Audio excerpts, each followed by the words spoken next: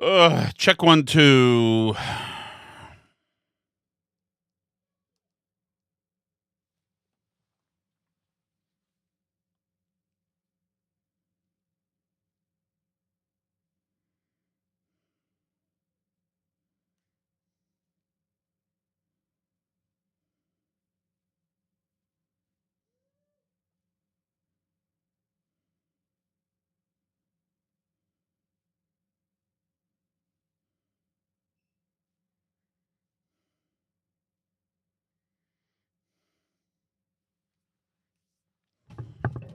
Here we go.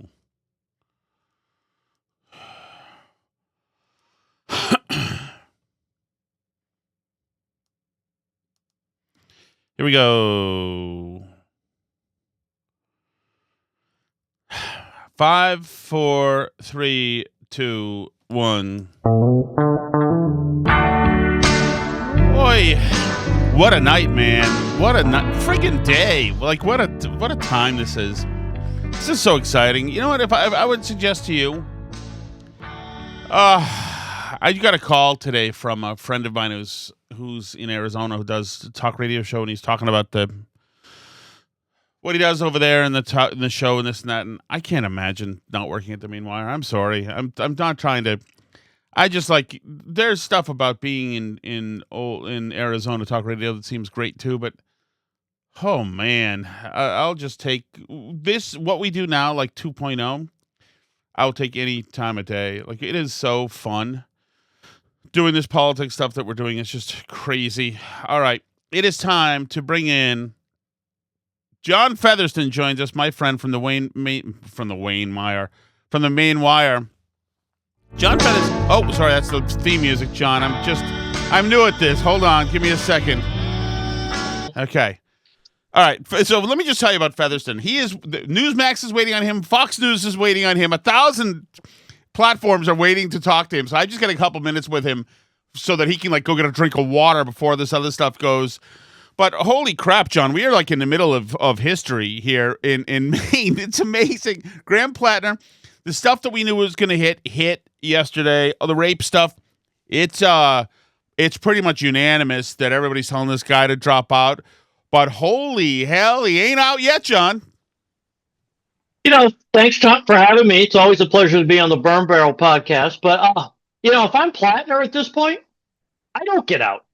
I don't get out for a couple different reasons. One, if you get out, you're admitting that you committed these sexual assaults.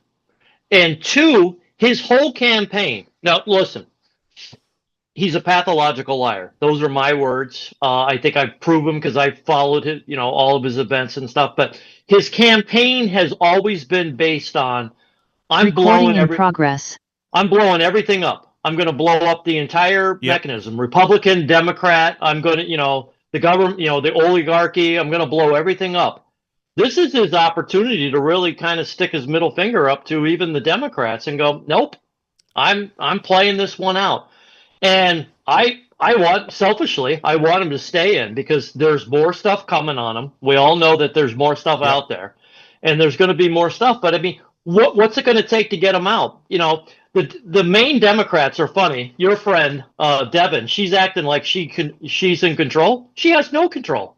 He is the Democrat nominee, and there's nothing they can do about it. If he chooses to, go away, what is it? A $10 million check? I mean, it's got to be something. Yeah. I mean, why would you get out? Because I mean, you never know what goes on in somebody's household. But is his wife going to stick by him after all this? I would hope not. Yeah. I mean, Yeah, and John, you guys mentioned Devin. Devin is this little cute smoke show import from Florida, who's got a great TikTok account, but probably should not be running the main Democratic Party. But she is, and she did this video today where she was like, her and her blonde hair is like so Graham Platner is disrespecting us, and so he needs to get out. And it was so it you know what it did? John, to me, it breathed life into his campaign. Yep. It gave him a second chance. Yeah, I was shocked when she put that video out. And once again, Devin, you have no control over this. He is the nominee, and if he wants to leave, he will leave. And I think, he watched this video like I think you and I did and goes, who is she to tell me what to do? Be quiet, Devin. But here's the height of this, Tom. And as you remember, that's the same woman who is now asking for transparency that banned me and the Main Wire from covering the Democrat convention in Portland earlier this summer. So, I mean, please stop with your, you want transparency. Oh, cut it out, Devin. You're a hypocrite. And the Democrats have a lot of explaining to do. Bernie Sanders, Elizabeth Warren, Ro Khanna, like Troy Jackson, Hannah Pingree. Excuse me. They all have some explaining to do. Like, you didn't know this guy was a creep? Yes, you did. You knew he was a creep, and you still ran with him. And John, I think it kind of reminds me a little bit when Clinton was first going through the Lewinsky stuff. Remember, I did not have sexual relations with that woman, and the entire cabinet was out there behind him. And that's like that. You are really offering them to the slaughter if you put your cabinet out there, and then it turns out you lied, and he lied, and everybody looked bad. And there's no doubt political careers were ruined, including Hillary's. But so, like, for this, I think that Platner really has. But Ro Khanna wanted to be president, John. Yep. A lot of people liked him, and now for him to step in it like this.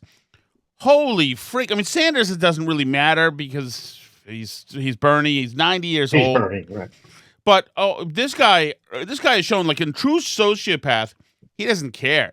Like the Graham Platner project, and that totally makes sense. I'm walking into your house and I'm having sex. It's like he wants his validation through greatness, no matter what, and he's gonna get it and F everything else. Tom, the one big thing, and I think we have to do a little bit more of this even at the mainwire.com, the New York Times needs to be held accountable for this. I mean, Lindsay Fifield was discredited because she was a Republican. But now, Jenny comes forth this week and, she says, hey, even though Graham Platner sexually assaulted me, I still want to support the Democrat Party. And now all of a sudden we have to believe her. And we do have to believe her because she's a credible witness here. But we're in the media business, but the gold standard for journalism has always been the New York Times. I mean, I don't agree with their liberal slant, but they're the standard. They failed everybody on this. They failed these women. They failed the snuff test of doing good journalism, not vetting people. They didn't even call some of the sources that Lindsay provided to them. Yeah. And how can the New York Times look us in the eye and say, we're still the gold standard when they really did a bad job? I mean, you would fire me as the editor if I did this bad of a job, and rightfully so. Yeah, it was they used it to like hunt and kill the story. Go out and find the story and smother it so it never gets and that's what they did. And like we just talked about Ro Khanna and all these other Democrats, it snared them all because the Times story was half-assed. It was him being drunk and physical. So people like Khanna and Liz Warren and Seth Moulton still said, and Chris Murphy, another guy who wants to be president, still said, okay, he's had problems, but people in Maine like him. I'm still behind him. And then because the Times half-assed it and Politico did the whole thing, the whole thing so far. These people were all snared in this trap. It's just like couldn't happen. Better, by the way, John, you and I work for a place constantly criticized for being fake news. We always had this. We were always talking about this. We never held back. So in a sense, I feel it's freaking delicious. I mean, I don't love that anybody was raped. I think that's awful, and I feel for this woman. And I definitely, on a human level, my heart hurt for her hearing her story, hearing her elucidate what had happened, because you can tell that she's been damaged by this. But the political fallout in this whole zoo is freaking awesome. It couldn't happen to a better bunch of people. Oh, I agree. We had it all along. That his oyster business was a fake business. Steve and I are now questioning, what's going on with his, I'm going to call her his partner. And he wants to tell us it's his wife, but, there's main care fraud now with these two, and it kind of makes sense because I did a financial article back in November and said, wait a minute, he's not taking a salary from the campaign, but he's paying his wife. And the reason he's paying his wife so he doesn't disrupt his disability from the federal government because of his time in the Army. And I'm not saying that he shouldn't get his disability and everything. But when you start putting this all together here, they've been pulling the wool over everybody's eyes right from the start. Yeah. And everybody knew it.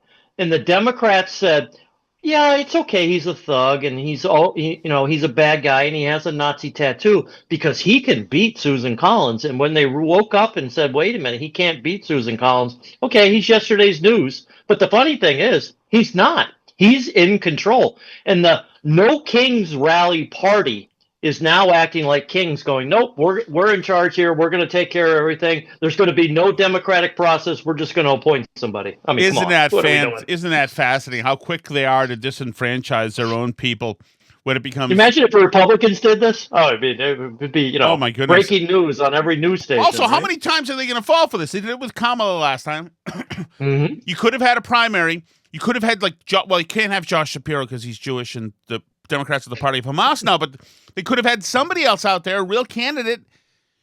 But no, they didn't. They're so freaking cynical.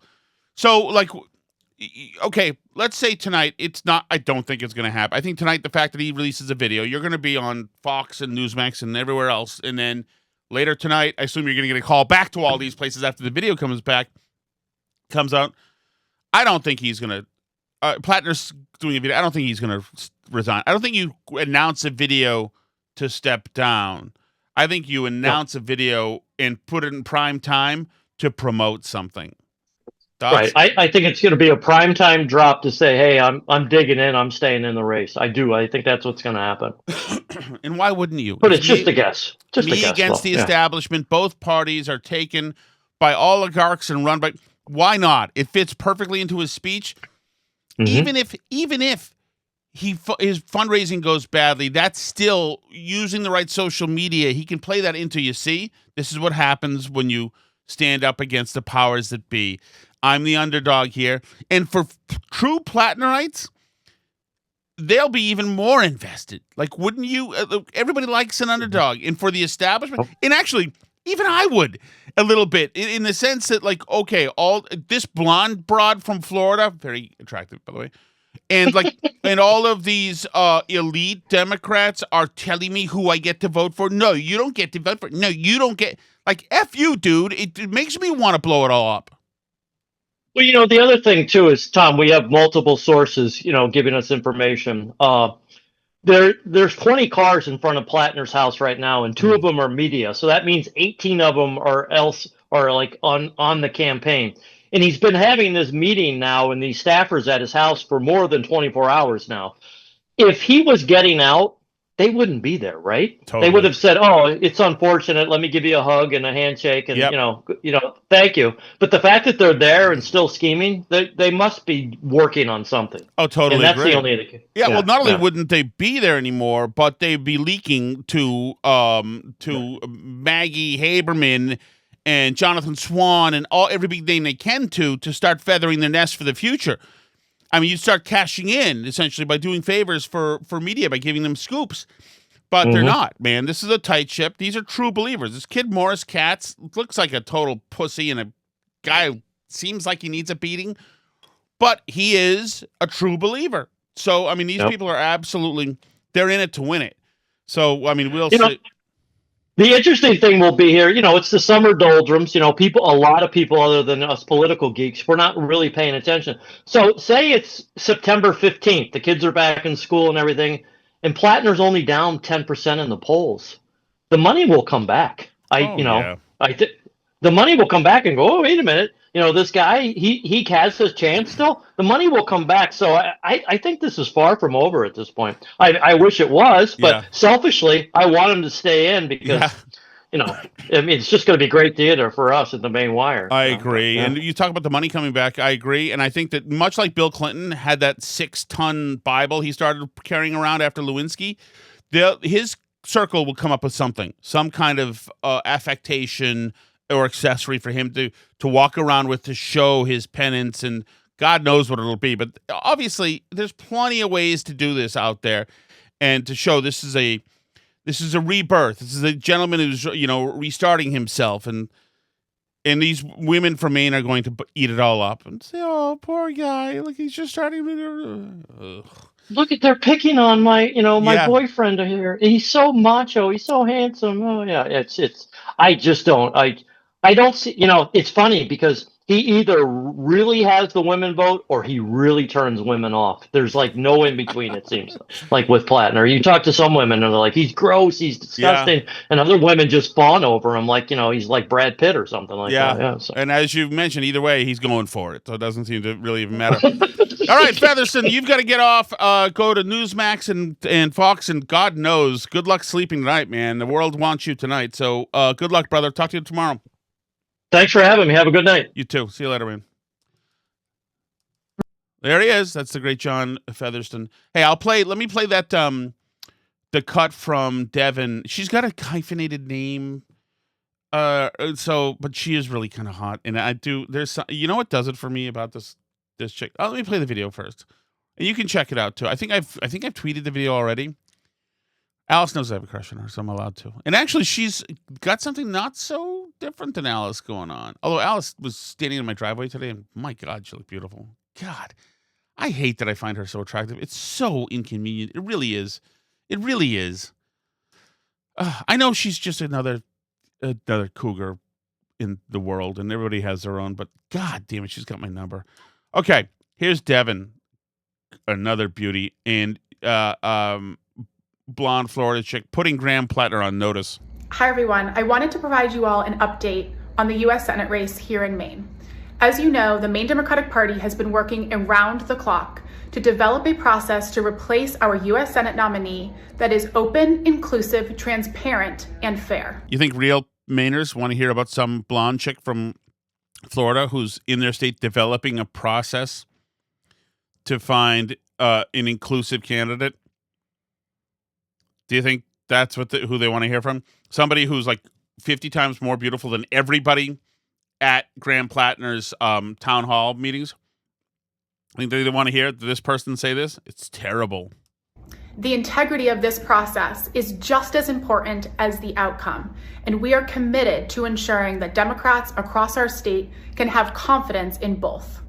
Unfortunately, Graham Platner's team has repeatedly reached out to us in an attempt to put their thumb on the scale of what this process looks like. We have repeatedly reiterated to Graham Platner's team that they have no role in determining our next Democratic nominee for the U.S. Senate, nor in determining what this process looks like. We have also reiterated that Graham Platner must drop out of this race so that Democrats in Maine can focus on defeating Susan Collins this November. We look forward to making this process public as soon as Graham Platner formally withdraws from this race. How do you like that? We'll have no role. Okay. I would calm down a little bit, lady, before you decide to tell them what to do. Because he has nothing to lose. Nothing to lose whatsoever. It's just a dumb move. But I like her. She's so pretty. Check her out when you see her. You know why I like her? Because you can tell that she's had like $10,000 worth of orthodontic. Is that what you call orthodontist stuff? Which I think, did I take my kid to the orthodontist today? Was that today? I don't remember. I think it was. But her bottom teeth are crooked because she's got like way too many teeth. She's got like 32 bottom teeth. And I like that look. I like the too many bottom teeth look. All right. Let me tell you another little story. I went to a restaurant and cafe today with my son. And it was very interesting. There's nothing big happened. This is the GOAT in Newburyport. Okay. We liked it there. It's lovely there. I've only had good times there. So we go in there and they seat us. We decide to sit on the patio, right? Outside. They seat us at this table, and the umbrella in this table is down. The other umbrellas are up because it's sunny. So I say, no problem. And I lift the umbrella up to just turn it up to open it.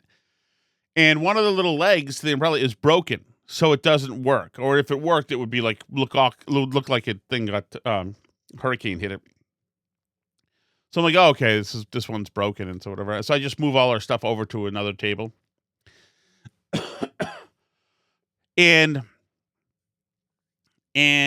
the hostess then sat somebody else down at the umbrella table. And after a few minutes, they did the same thing. And then the hostess sat somebody else down at the umbrella table, and and they did the same thing too. And I was just thinking that, it's funny because when once again everybody was lovely there, the food was great. We had a great time. Me and my son had a great time at the restaurant. It was great. But I thought,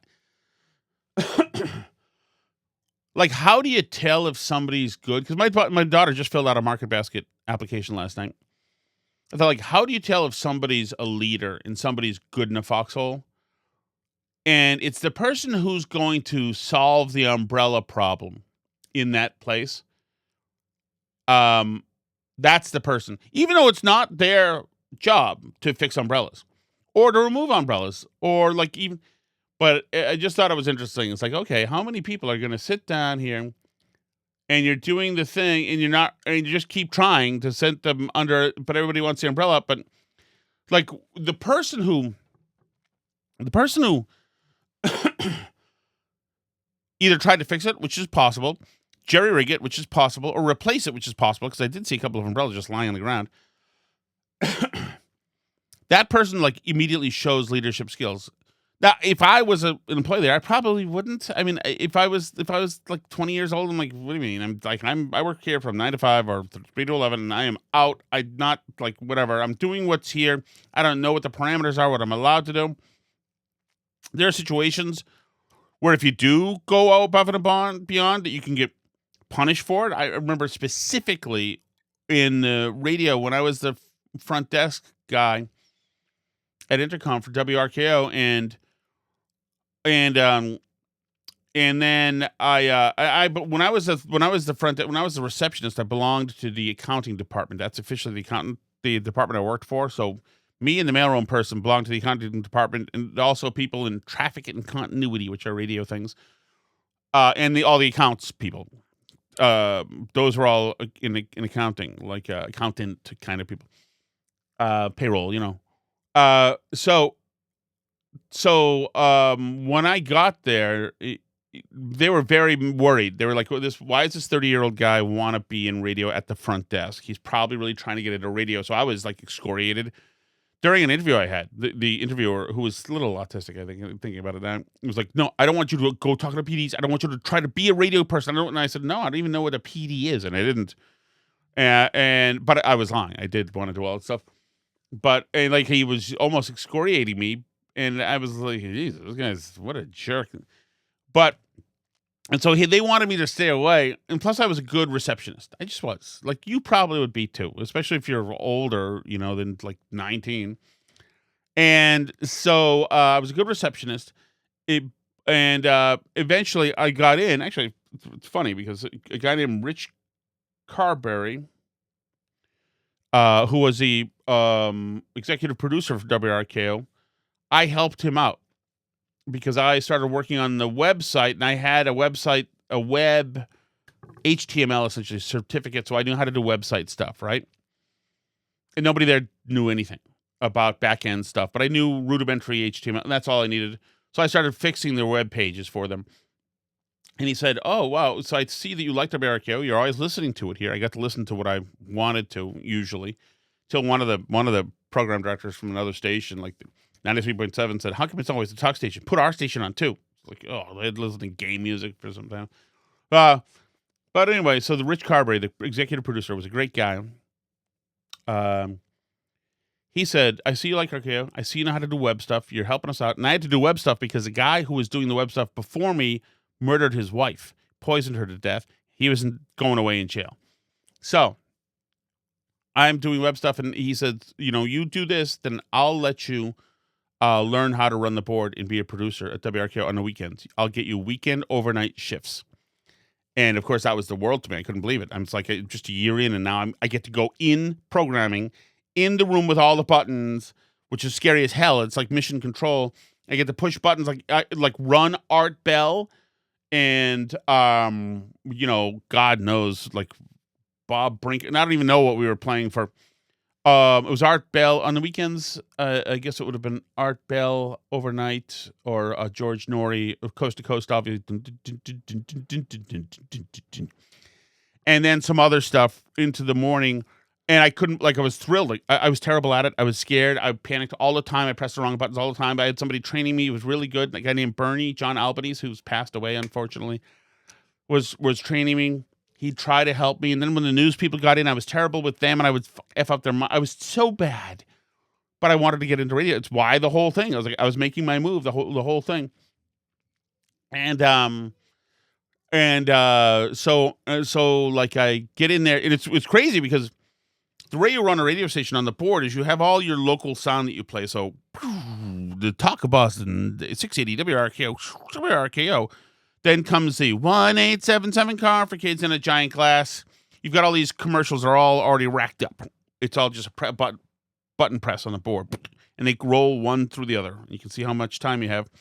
And if you don't have enough time, if you know that Coast to Coast is starting at 11:06 on the dot, and you don't have enough in your elements that you're playing only go to 11:05:40, well, you've got to find some stuff to throw in there because you can't have dead air. And they call that back timing in radio, learning how to do this in your head without panicking, which just takes experience. And I was terrible. So you can throw in a top ID, WRKO, Worcester, Boston, 680, the Talk of Boston, a Westinghouse State, whatever it was.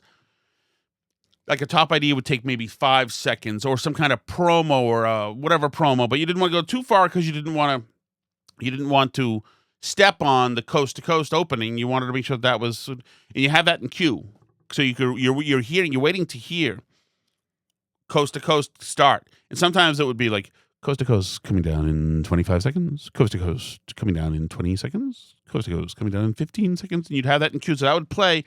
Meanwhile, you're trying to get enough sound to bridge to that.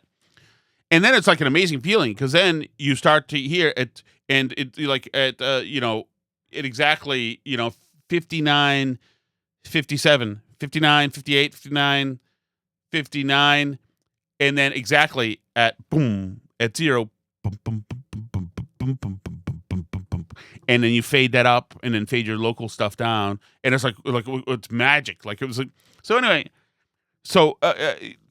The reason I bring all that stuff up is, one, I like to talk about it because it makes me happy to think about those days and how magical it was to be like, oh my God, I'm actually running a radio. I'm running WRKO. And then eventually, it was just me. It's like Tom Shattuck is pushing all the buttons to make the sound go out in WRKO. It's amazing to me. But the whole reason I bring it up was because I was talking about my boss and how I worked for accounting. And so my shift went in through the morning. And then in the morning shift, sometimes I'd work even extra hours because that's why I was there. And I remember Whitley, Pat Whitley was in. And Pat Whitley didn't have headphones. And he's like, oh, I don't have headphones. And we somehow had no headphones in the effing building, which is a very WRKO intercom thing.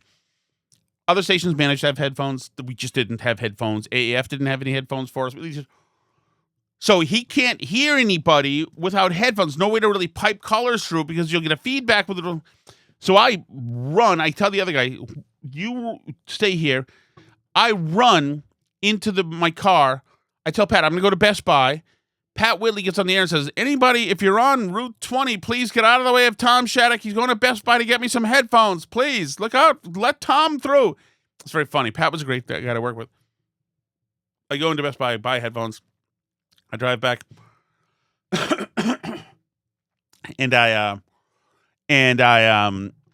I save the day, and Pat's like, hey, Tom Shattuck here with the headphones. Here we go. Yeah. I expensed the headphones, and I got reamed by the accountant, my boss, the chief, the CFO. What the hell are you doing? Going and paying money, taking it upon yourself. And then the program director heard me getting yelled at the front desk and came in and intervened on my behalf. And he said, Tom's a patriot and a hero. He stepped in when we needed him to step in and helped out programming.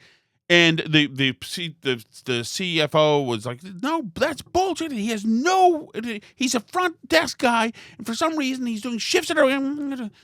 So the whole reason I told you that whole story is because sometimes you do the right thing and you just get reamed. Although ultimately, that was helpful because it showed I gave a shit, which I did. Because if the other producers, all of whom eventually I was their superior, all of whom, not surprisingly, hated me because they didn't give a shit about radio. But I did. I was dumb enough to care. But it just shows, sometimes you're the right guy, does the right thing, and sometimes you get reamed for it. How many Bloody Marys did you gripe?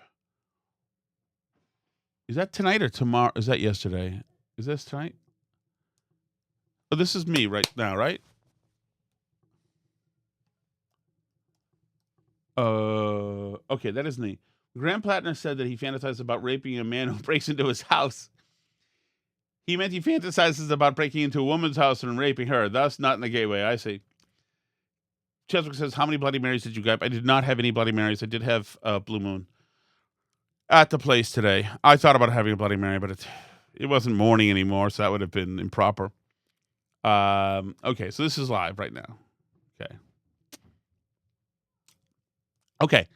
Let me see. What else do I want to hit? Yo, hit me up. My son is saying Abada. I'm about to go out and see my friends. Abada. I don't love it. But I say it now because I'm trying to be like them. Okay, here's a great piece. This is some, I don't know if this, okay, here's a Maine Democrat for you. This person, this is from... Before I wade into the Graham this video, first... This, I think, is a female. I think, technically. I can't tell. It says, this is from Hen Mazig. This person says Graham Platner raping one white American woman is not worse than other Democrats supporting Israel. I can't tell what this thing is. It looks like Rachel Maddow, kind of, the military Elvis haircut. I think it's a woman, I think. Before I wade into the Graham Platner discourse, I need you to know that I'm a victim of, which I will refer to as R for the rest of this video for censorship purposes. I was 22, I fell asleep after a party, an acquaintance came into the room where I was sleeping and started to do his thing with me, and that's how I woke up. It was traumatizing, I had to go to therapy about it, and I understand that it was a lesser trauma than genocide. And that is a perspective that seems to be widely lacking even among normally pro-Palestine people in talking about this Graham Platner debacle. Among all of these calls for Graham Platner to resign for R-ing one white American woman, I'm not hearing anyone make a simultaneous call that the dozens of sitting Democratic incumbent congresspeople who are up for election, who have in the past voted to send bombs and billions of dollars to the army that is serially R-ing their prisoners in Palestine and committing genocide against hundreds of thousands of people. So now, yes, all rape here is just fine because it's, quote, happening. The Israeli dogs are raping, IDF dogs are raping Palestinians. Okay, lefties, that's how you want to play it. That's how you want to play it. Good luck, bon chance with all that stuff. All right, I've got to make goulash, so I got to head downstairs. But I'm going to do the chat.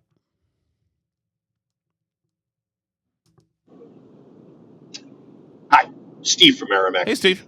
One thing about the Platner accuser, the most recent one, that does not have the ring of truth to it, and I said this to you guys on a text thread, but therapists are mandatory reporters. Oh. It doesn't matter what their relationship is with their patient. It doesn't matter what the patient tells them not to do or to do. They are supposed to go to the police if someone has been credibly accused of rape. And this is the one thing that I just don't buy about this story. Can we talk to the therapist? Let's hear about it. Because the therapist is probably going to get in trouble for not reporting. Anyway, I say this because my wife is a mandatory reporter as a psychiatrist. And this is serious stuff. Thank you. Steve, I didn't know that. I didn't know that you couldn't tell your therapist do they tell you that when you go in? That just so you know, if you tell me illegals? Like, did Tony Soprano have to? I know that he's not necessarily a non-fiction person. But, like, you can't tell him anything? Alice has a therapist. Although I don't do anything illegal. What if she does? That would be interesting. Huh. That's interesting. I didn't know that. I mean, I think the story checks.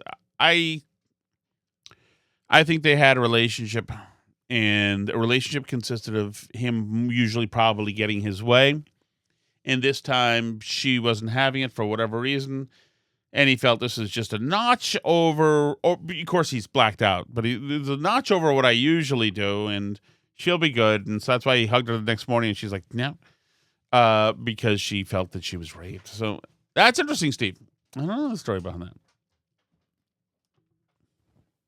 Hey, Tom Thomaston Hey, here. Tom. Hey, what's the saying? Some people are lovers. Some people are fighters. Yes. Some people are eaters.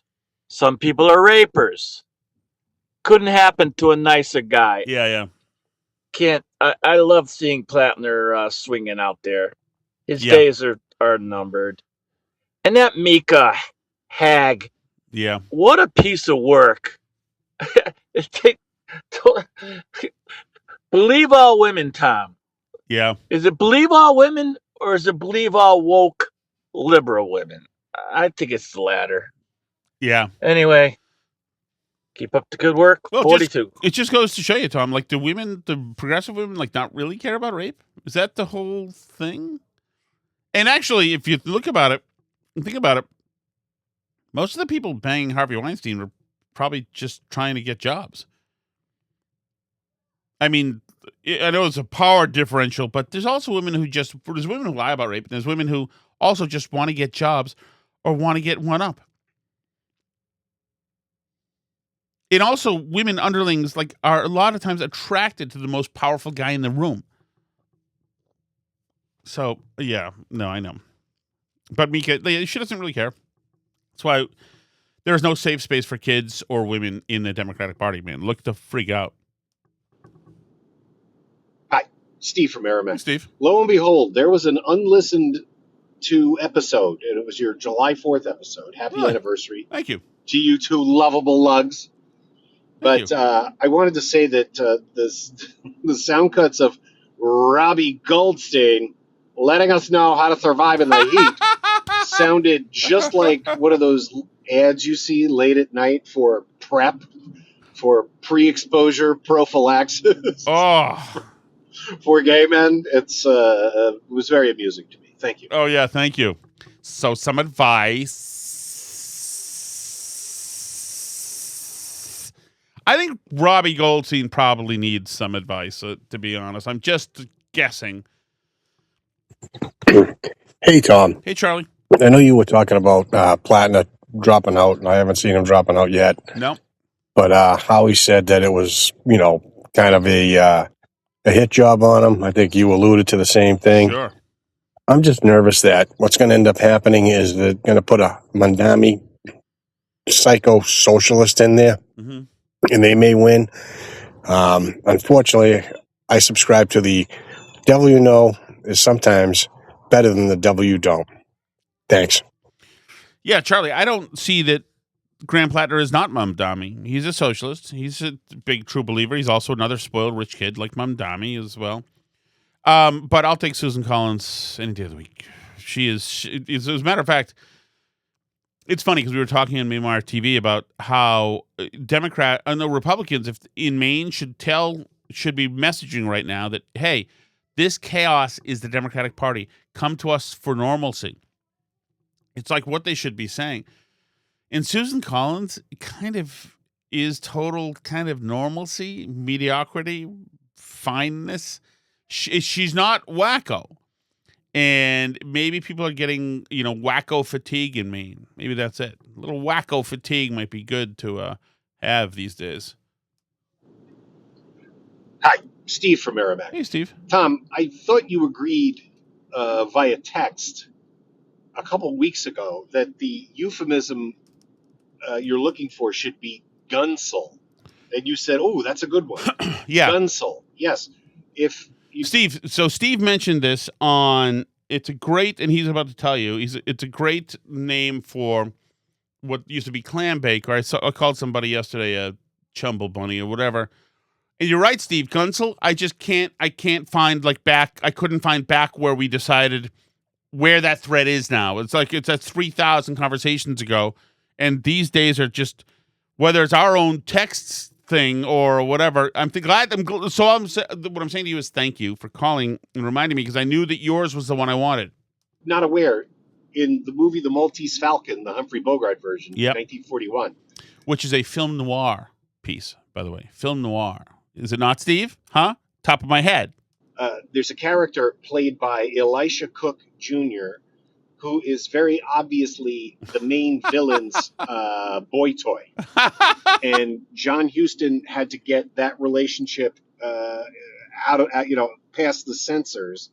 So they called the Elisha Cook character a gunsel, which at the time was a euphemism for a gay young man. And I think this would be perfect. I do like it. It would bring a little film history to the show, which I'm all in favor of. Anyway, thank you so much. I love it, Steve. And I'm all for it being the front runner as long as it's just not.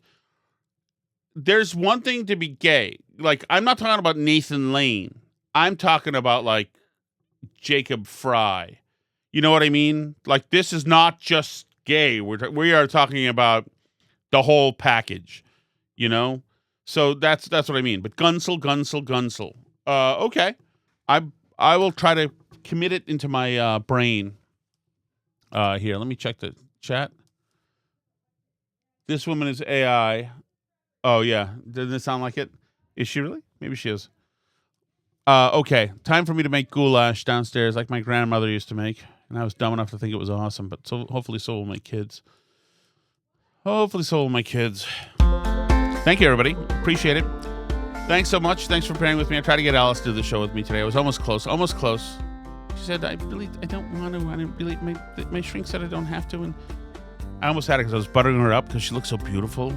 But she owes me a Michelle for show. So we'll do the food show together. I'm sorry that's late. Just crap's happening. You guys are awesome. Thanks so much. Man, exciting Platner stuff. Stay with us. C'est La Vie.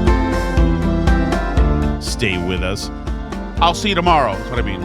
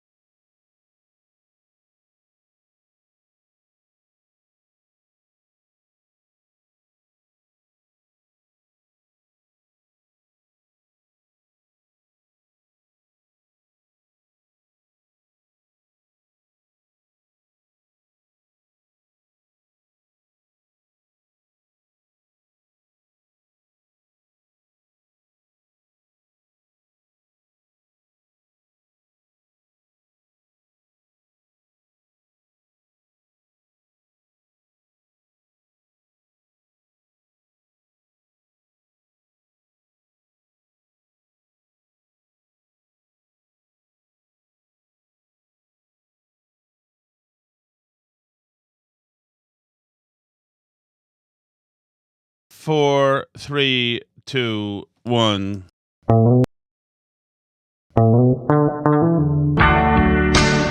Oi.